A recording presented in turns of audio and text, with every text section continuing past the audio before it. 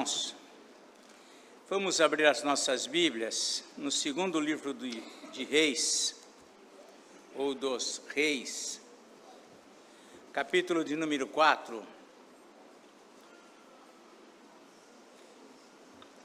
Às vezes, quando a gente ouve alguma palavra que é relevante, que vale a pena a gente sempre ter em consideração, a gente retém.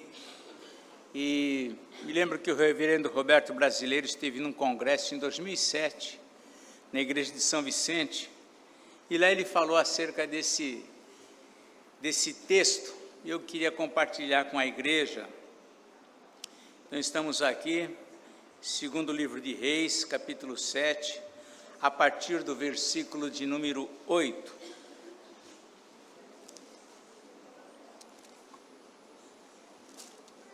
Muito bem, vamos conhecer essa história aqui. Certo dia passou Eliseu por Sunem, onde se achava uma mulher rica, a qual o constrangeu a comer pão. Daí, todas as vezes que passava por lá, entrava para comer. Ela disse a seu marido: vejo que este que passa sempre por nós é santo homem de Deus. Façamos-lhe, pois, em cima um pequeno quarto, obra de pedreiro, e ponhamos-lhe nele uma cama, uma mesa, uma cadeira e um candeeiro. Quando ele vier à nossa casa, retirar-se-á para ali. Segundo Reis, capítulo 4, agora versículo 11. Um dia, vindo ele para ali, retirou-se para o quarto e se deitou.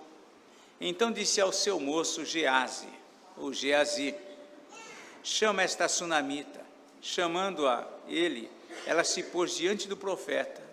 Este dissera ao seu moço: dize-lhe, eis que tu nos tens tratado com muita abnegação, que se há de fazer por ti? Haverá alguma coisa de que se fale a teu favor ao rei ou ao comandante do exército? Ela respondeu: habito no meio do meu povo. Então disse o profeta: que se há de fazer por ela? Geazi respondeu: ora, ela não tem filho, e seu marido é velho. Disse Eliseu: chama-a. Chamando a ele, ela se pôs à porta. Disse-lhe o profeta: por este tempo, daqui a 1 ano, abraçarás um filho. Ela disse: não, meu senhor, homem de Deus, não mintas a tua serva. Concebeu a mulher e deu à luz um filho, no tempo determinado, quando fez 1 ano, segundo Eliseu lhe dissera. Tendo crescido o menino, saiu certo dia a ter com seu pai, que estava com os segadores. Disse a seu pai: ai, a minha cabeça. Então o pai disse ao seu moço: leva-o à sua mãe. Ele o tomou e o levou à sua mãe, sobre cujos joelhos ficou sentado até o meio-dia e morreu.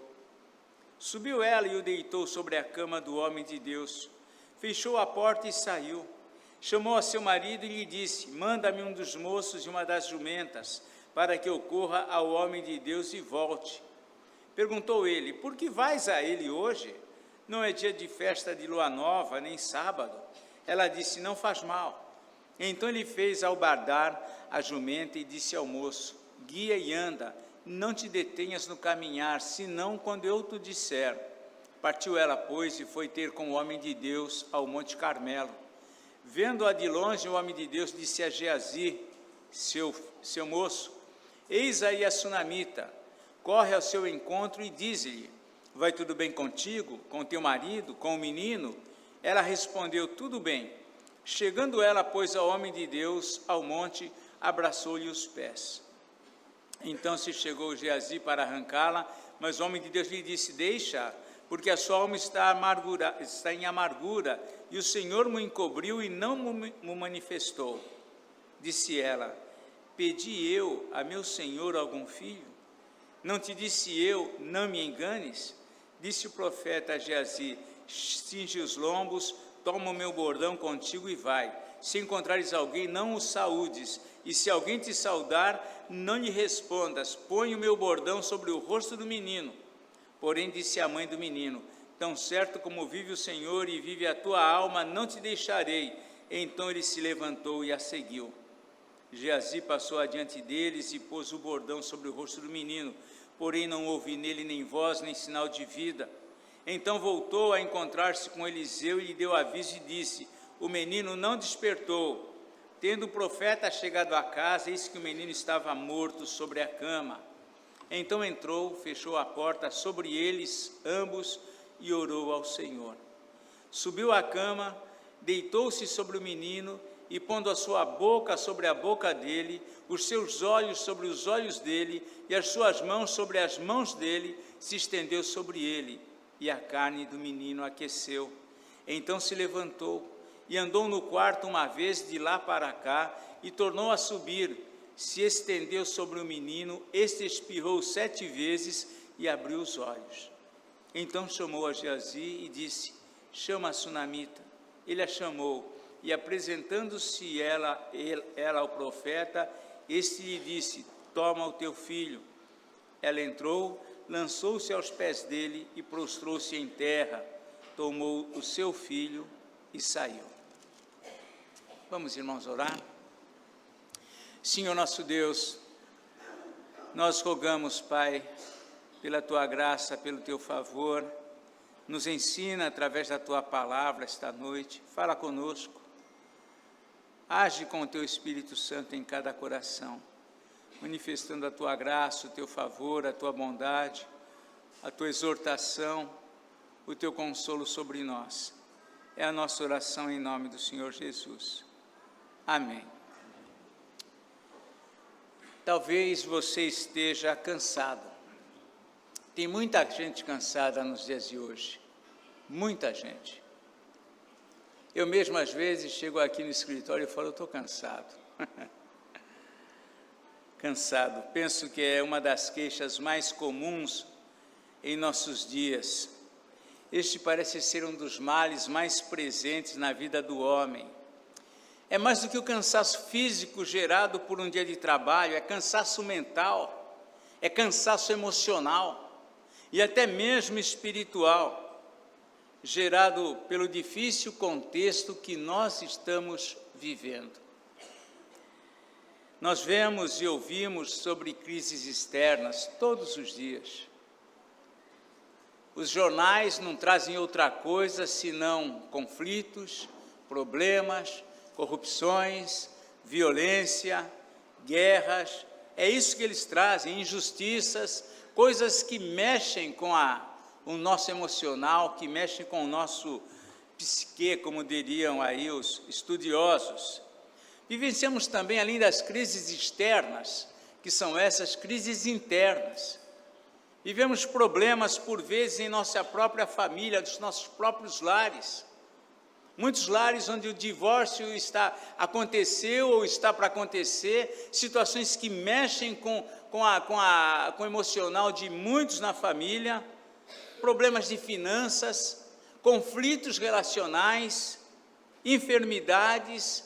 Quantas coisas têm mexido com a nossa vida, nos causando, por vezes, esse cansaço. Todas estas e tantas outras coisas produzem em nós esse tipo de cansaço que, mesmo você tendo horas de sono, não vai resolver. Nós continuamos cansados. Às vezes dá a impressão que se a gente deitar e dormir um pouco vai resolver, e logo você percebe que você continua cansado. Por tudo isso a gente vai compartilhar aqui um pouco juntos. Nós vamos aqui até esse lugar chamado Sunem, né? Terra da Sunamita. Sunem. Deve ter sido um lugar muito especial, significa lugar de repouso. Sunem. É ali onde, mais que qualquer outro lugar de repouso, nós encontramos alguém cujo coração descansava em Deus. Coração que descansa em Deus. Nós não vemos aqui o nome dessa mulher, não sabemos o nome dela. Ela é conhecida como a Sunamita, a mulher que era de Sunem. Uma mulher rica, cuja vida ela manifesta esse particular, uma pessoa que descansava em Deus. E hoje nós vamos aqui, como o pastor Edivaldo também gosta de dar títulos, eu geralmente não dou títulos, mas esse já foi dado pelo reverendo Roberto. Então está lá, as características de um coração que descansa em Deus. Muito bem, vemos na vida dessa mulher essas características, e a primeira que nós queremos destacar é que um coração que descansa em Deus é um coração sensível às necessidades do reino. Nem pode ser diferente. As coisas do reino ocupam um lugar especial na vida daqueles que descansam o seu coração em Deus. Isto pode ser visto nas atitudes dessa mulher. Nós vemos aqui no início do nosso texto que certo dia passou Eliseu por Sunem, onde se achava uma mulher rica, a qual o constrangeu a comer pão. Daí, todas as vezes que passava por lá, entrava para comer. Ela disse ao seu marido: vejo que este que passa por nós é santo homem de Deus. Façamos-lhes, pois, em cima um pequeno quarto, obra de pedreiro, e ponhamos-lhe nele uma cama, uma mesa, uma cadeira, um candeeiro. Quando ele vier à nossa casa, retirar-se-á para ali. A sensibilidade dessa mulher para com Deus fez com que ela percebesse algumas necessidades na vida de Eliseu. Nós não sabemos como é que ele passava, qual era a condição que ele via ele, mas ela viu que ele precisava de alguma assistência, ela viu que ela podia oferecer a ele alguma coisa. A sensibilidade dela para com Deus levou a isso. E Eliseu passa aqui a ter um lugar onde provavelmente ele morou durante algum tempo, durante um período. Ele tinha essa casa onde ele passava, e ali ele tinha um cômodo em sua casa, e passou a viver ali. Se acomodou ali, naquele espaço. Muitos cristãos, por vezes, passam cotidianamente, observando as necessidades do reino, na vida da igreja, em ministérios, em situações que eles percebem a necessidade, mas por vezes não se movimentam, nada fazem.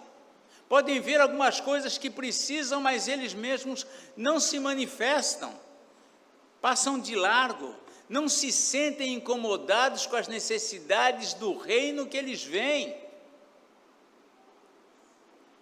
Nós às vezes vimos a igreja dominicalmente, percebemos que podíamos fazer alguma coisa nesta ou naquela área, mas nem sempre nós nos manifestamos. Mas para aquela mulher, o fato dela ter um coração em Deus, isso não dava para ser assim. Ela não conseguia ver uma necessidade, alguma coisa que ela pudesse ajudar e simplesmente ignorar. Nós vemos aqui que tudo começou quando ela diz para o marido: vejo que este que passa sempre por nós é santo homem de Deus. Ela percebeu, ela viu. Talvez ela percebeu também que ele não tinha onde ficar. Percebeu que talvez ele, aquele seu discípulo, passavam por eles como quem sabe viandantes e não tinham para onde ir. E ela então se dispõe a fazer alguma coisa, ela se sente constrangida a fazer algo e fez. Aqueles que têm o coração que descansa em Deus, têm essa sensibilidade, não passam indiferente pela igreja, percebem que há coisas que podem fazer, e não é somente porque alguém já faz, que ele também descansa, mas ele sente que ele também pode, que ela também pode fazer alguma coisa além do que já está sendo feito. Nesse espírito, ela, nessa disposição em descansar o coração em Deus, ela consagrou a sua casa a isso. Nós poderíamos consagrar tanta coisa que Deus mesmo nos deu, porque nós não temos nada nosso, tudo que você tem é Deus que te deu. Até a sua inteligência para você conquistar o que conquistou, foi Deus que deu para você. Não é você que é hábil, que é inteligente, que sabe fazer as coisas. É Deus quem deu para você isso. E ela consagra aquilo que ela tem para o Senhor. Nós poderíamos consagrar a nossa casa também, poderíamos consagrar o nosso carro, o nosso tempo, o nosso talento, o nosso vigor, a nossa saúde para Deus. Dedicamos tudo isso a tantas coisas, do nosso próprio interesse, mas por vezes não dedicamos isso para o Senhor. Mas essa mulher, nesse coração que ela tinha, atento às coisas de Deus, ela consagra a sua casa. A razão de nós, às vezes, não consagrarmos tantas coisas, esses elementos para Deus, porque nos parece, por vezes, difíceis, mas a razão disso pode ser simples: nós estamos atarefados demais, cansados demais, porque o nosso coração repousa sobre tantas outras coisas, que nos absorvem, que nos preocupam, mas nós não descansamos o coração em Deus. O nosso cansaço, não cansaço porque nós estamos cuidando das coisas de Deus, é quando nós cuidamos da nossa própria casa, da nossa própria vida, dos nossos próprios interesses. Nós conhecemos o convite de Jesus, que se encontra lá no Evangelho de Mateus, capítulo 11, versículos 28 e 29, sabemos desse convite: vinde a mim, todos os que estáis cansados e sobrecarregados, e eu vos aliviarei. Tomai sobre vós o meu jugo e aprendei de mim, porque sou manso e humilde de coração, e achareis descanso para a vossa alma. Nós sabemos disto, mas estamos sempre cansados, porque o nosso coração, ele repousa sobre outras coisas, sobre outros cuidados que não são os cuidados de Deus, cuidados que são nossos particularmente. Mas vemos na vida daquela mulher uma outra evidência de que o seu coração repousava em Deus. O seu coração, o coração dessa mulher, é um coração que ela se sentia realizada e satisfeita. Percebemos isto quando, no cuidado do profeta para com ela, o profeta passa então a morar ali na casa dela, e ele pensa: como que a gente pode retribuir? O que nós podemos fazer por essa mulher? E então aqui no versículo 13 ele diz ao moço: este dissera ao seu moço, dize-lhe a mulher: eis que tu nos tens tratado com muita abnegação, que se há de fazer por ti? Haverá alguma coisa que se fale a teu favor ao rei ou ao comandante do exército? Ela respondeu: habito no meio do meu povo. Eliseu tinha acesso a pessoas importantes do rei. Muita gente provavelmente, se Eliseu falasse: fala o que você quer, que eu vou falar com alguém, nós vamos conseguir. Muita gente teria muitas coisas que pedir. E Eliseu aqui, ele se dispõe, por gratidão, pelo que ele tem recebido, seu moço tem recebido, com gratidão aqui, ele se dispõe a atender algum favor que ela quisesse. Ela poderia pedir o favor do rei, de um comandante do exército, mas nada pediu. E ainda que vivesse um dos problemas mais terríveis para uma mulher naqueles dias, que era não ter filhos, ela não mencionou nada. Quando ele pergunta para ela: o que podemos fazer por ti? Ela simplesmente responde, simples: habito no meio do meu povo. Ou seja, o que mais eu vou precisar? Já habito com o meu povo. Isso é suficiente. Isso já lhe satisfazia. Isso não quer dizer que ela fosse indiferente ao seu problema. Não significa que ela não desejasse um filho, mas isso não tirava a sua paz. Ela descansava o seu coração em Deus. Atualmente prolifera-se o culto dos insatisfeitos. Os segmentos religiosos que mais têm crescido, têm prosperado, são aqueles cuja palavra promete satisfazer os seus fiéis. As igrejas que mais crescem, segmentos intitulados cristãos, evangélicos, que mais crescem, são aqueles que querem satisfazer os seus fiéis.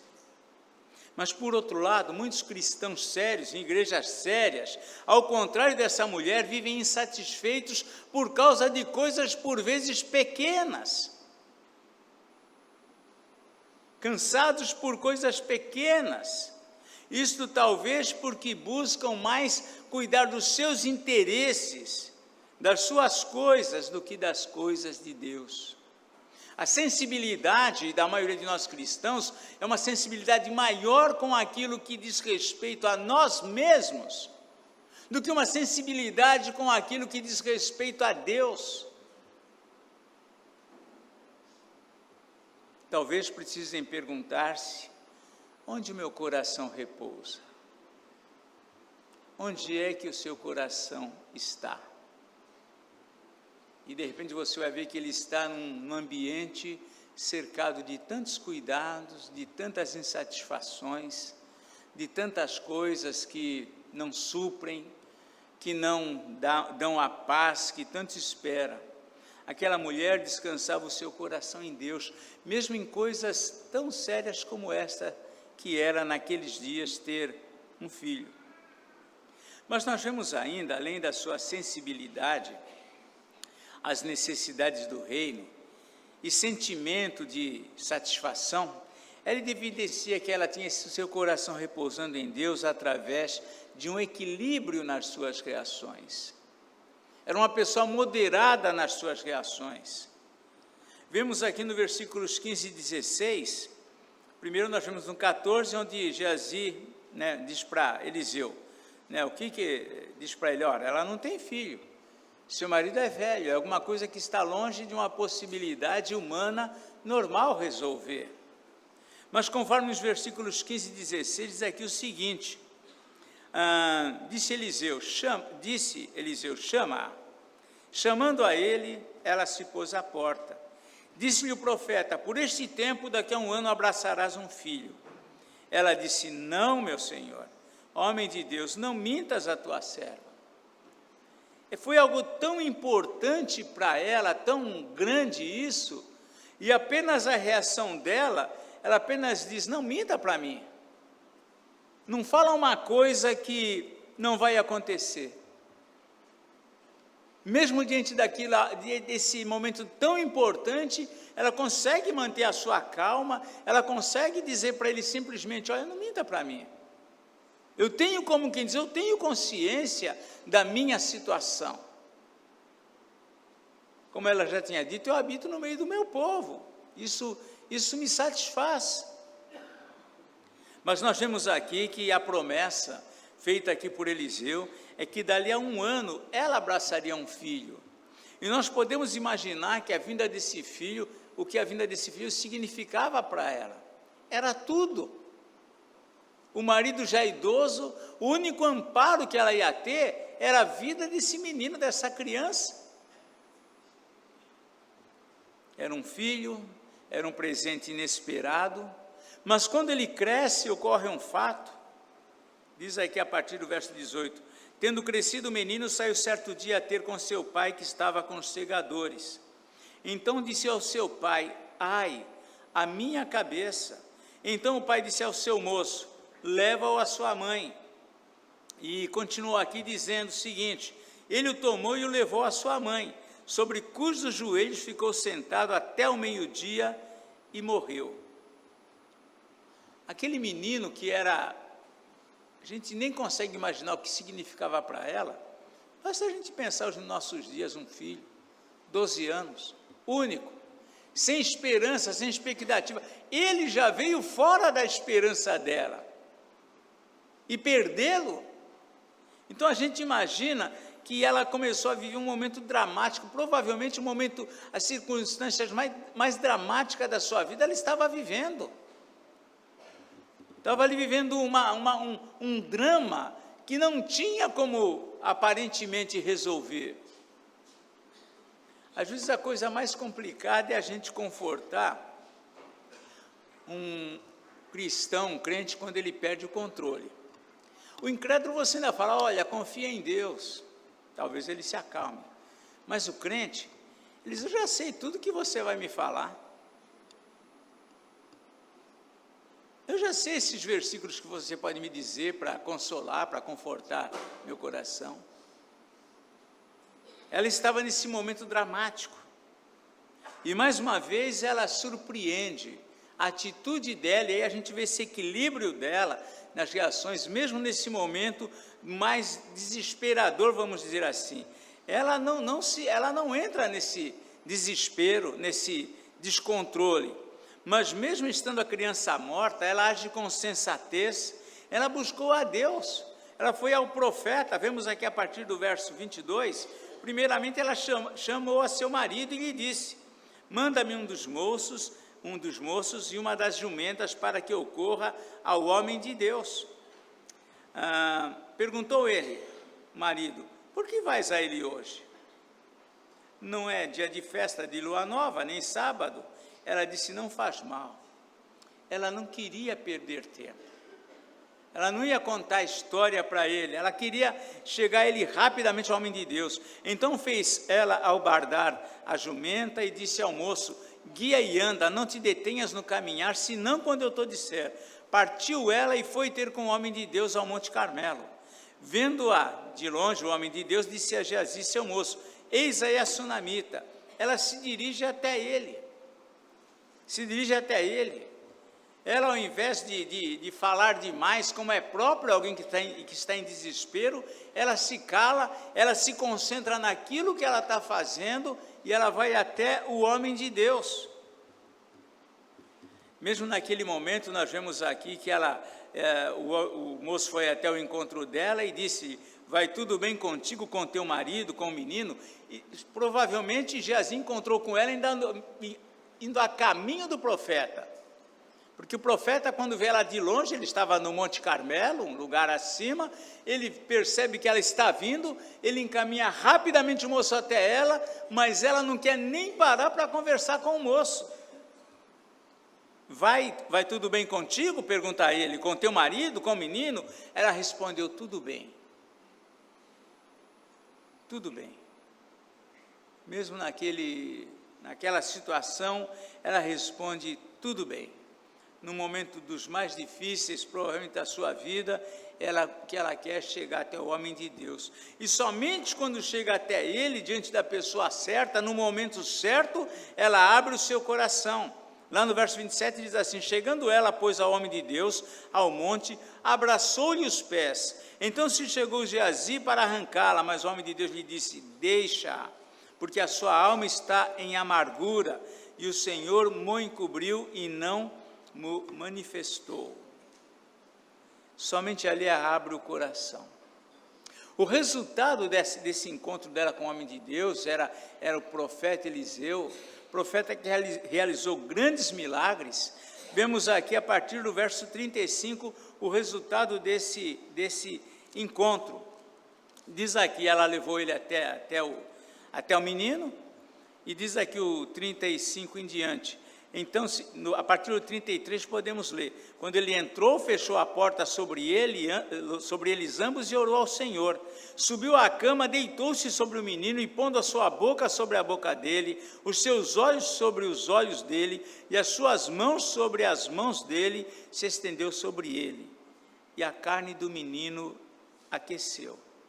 Então Elias se levantou e andou no quarto uma vez de lá para cá e tornou a subir e se estendeu sobre o menino e se espirrou 7 vezes e abriu os olhos. Então chamou a Geazi e disse, chama a sunamita.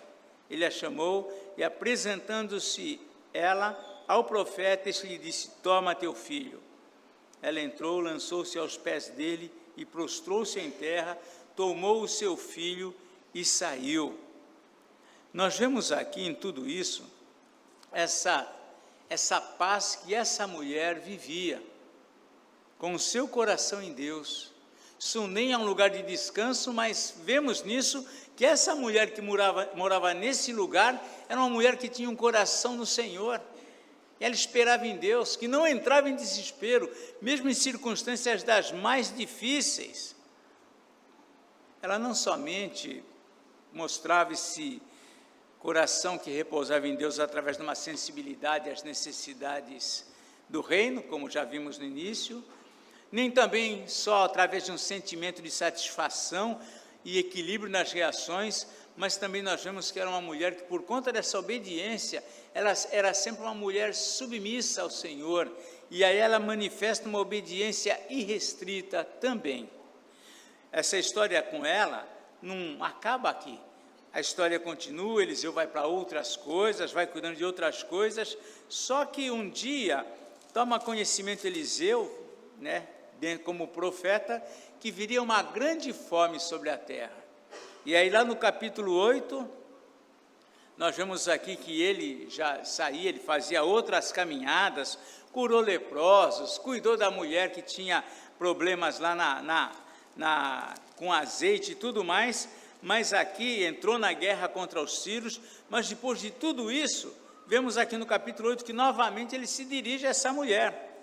Falou Eliseu àquela mulher, cujo filho ele restaurará a vida, dizendo: levanta-te, vai construir tua casa e mora onde puderes, porque o Senhor chamou a fome, a qual virá sobre a terra por 7 anos. Levantou-se a mulher e fez segundo a palavra do homem de Deus. Saiu construir sua casa e habitou por 7 anos na terra dos filisteus. Vejam que ela era uma mulher rica, ela tinha muitos bens, mas quando Eliseu trata com ela, diz a palavra de Deus e manifesta para ela, ela é alguém que obedecia, uma obediência irrestrita. A razão de, às vezes nós temos uma postura de obediência, mas quase sempre desconfiada, insegura. Será que eu posso confiar? Será que o Senhor vai cuidar? Será que isso vai dar certo? Por vezes, diante de situações adversas, mesmo tendo a palavra de Deus como o nosso apoio, como o nosso sustento, a gente fica inseguro. E ela também agora tem uma palavra do Senhor aqui, quando o profeta diz: olha, vai vir uma grande fome, e ela, dentro desse momento, ela também revela essa obediência irrestrita. O coração dela estava descansando em Deus. E ela, que era uma mulher rica, que possuía muitos bens, arriscou-se deixando tudo, que podia perder tudo, porque enquanto ela sai para outra terra, muita gente podia tomar aquilo tudo que era dela, mas ela deixa tudo, segundo o profeta ordena, e sai, e vai para uma outra terra, até que aquela fome pudesse passar. E aí nós vemos aqui no versículo 3 o seguinte, né? Ao cabo dos 7 anos, 7 anos se passaram. Podemos imaginar, só aqui quantos anos estaria esse menino, quer dizer, agora já é um homem. Se aos 12 anos ele morreu, Eliseu foi lá e ressuscitou ele, e aí se passou mais algum tempo, teve uma guerra contra os sírios e tudo mais, todo um contexto.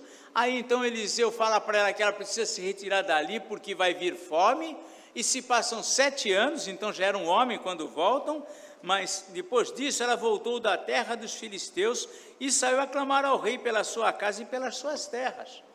Ou seja, ela saiu, deixou tudo ali, as propriedades, quando ela volta ela se dirige ao rei, clamando ou pedindo ali, requerendo as suas terras de volta. E aí acontece um fato interessante quando ela vai até o rei. Por quê? Diz lá o verso 4, ora, o rei falava com Geazi, o moço do homem de Deus, dizendo: conta-me, peço, todas as grandes obras que Eliseu tinha feito. Ele estava numa conversa informal com Geazi, se inteirando do que Eliseu fizera, e aí no verso 5 diz lá, contava ele ao rei como Eliseu restaurara a vida de um morto. Quando a mulher, cujo filho ele havia restaurado a vida, clamou ao rei pela sua casa e pelas suas terras. Então disse Geazi: ó rei meu senhor, esta é a mulher e este é seu filho a quem Eliseu restaurou a vida. Deus cuidando, ela descansando o coração em Deus e Deus cuidando, providenciando com que tudo aconteça de tal maneira que ela seja abençoada, que ela seja protegida, que ela não passe por aquele prejuízo. Interrogou o rei a mulher e ela contou tudo. Então o rei lhe deu um oficial dizendo: faze restituir-se-lhe tudo quanto era seu e todas as rendas do campo, desde o dia em que ela deixou a terra até agora. Uma mulher que descansava o coração em Deus. Os tempos passavam, os anos passavam, situações vinham, dificuldades ou não, mas ela repousava o seu coração em Deus. Mostra isso através de uma sensibilidade às necessidades do reino. Mostrou isso mesmo diante de grandes necessidades, ela mostrava satisfação. Revelou isso também no equilíbrio das suas reações diante de situações das mais difíceis. Uma das evidências que o seu coração descansa em Deus é o modo como nós reagimos às dificuldades. Tem crente que perde o controle, tem cristão que se perde se desespera diante das circunstâncias. Uma das evidências que o nosso coração descansa em Deus é que ele mantém equilíbrio mesmo em circunstâncias mais difíceis. Ela também evidencia que tem seu coração repousando em Deus por não temer obedecer a palavra irrestritamente, mesmo em ocasiões que isto parece arriscado. Era arriscado ela deixar tudo o que tinha. Provavelmente nesse período de fome que viveu ali o reino, muita gente, mesmo sabendo que viria a fome, resolveu permanecer por receio de deixar a terra, receio de deixar as coisas que lhe pertenciam ali. Mas o homem de Deus falou para ela: sai, vai para outro lugar, porque a fome vai vir. E ela obedece, deixa tudo e vai com seu filho. Volta e o Senhor mais uma vez confirma para ela o cuidado dele. A questão para nós é: será que nós descansamos o nosso coração em Deus? Nosso coração é cheio de preocupações, cheio de cuidados. E nem sempre, por conta de tudo isso, nem sempre a gente descansa em Deus. Então vemos aqui no exemplo da sunamita, e até em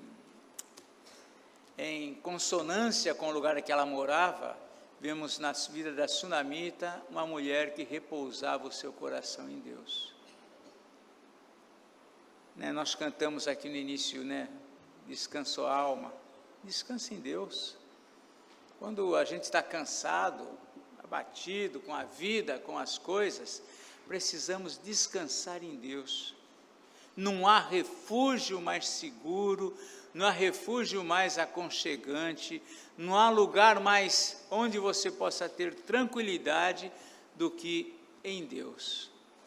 Mas é um exercício difícil para nós, porque nós, ao invés de olharmos para Deus, nós olhamos para os objetos do nosso cuidado.